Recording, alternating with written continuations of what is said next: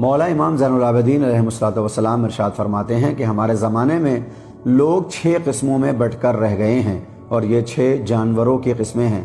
पहली किस्म उन शेर सिफत लोगों की है कि जो हाकिम और बादशाह हों और सिर्फ गालिब आना चाहते हैं, कभी दूसरों से हारना पसंद नहीं करते। दूसरे वो भेड़िए की किस्म के अफराद हैं।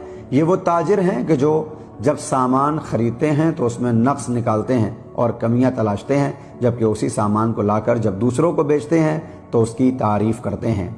तीसरे वो अफराद हैं जो लोमड़ियों की मानिंद हैं। ये वो हैं कि जो दीन की अच्छी अच्छी बातें करते हैं और इसके ज़रिए से पैसा हासिल करते हैं, जबकि उनकी ज़बान पर अच्छी बातें हैं और दिल अच्छी बातों से खाली होते हैं।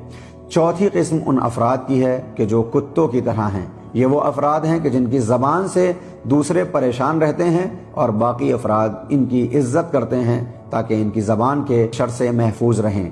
वही पाँचवीं किस्म उन अफराद की है जिनको खिंजीर से ताबीर किया गया। ये वो मुखन्नस या उन जैसे अफराद हैं कि जिन्हें बुराई की दावत दी जाए तो फिर ये बुराई करने लगते हैं। और फिर छठे नंबर पर वो मोमिन है जो बकरी की मानिंद है कि जो इस तरह से ज़िंदगी गुजार रहा है कि उसको शेर का भी सामना करना है और लोमड़ी और भेड़िए से भी अपने आप को बचाना है।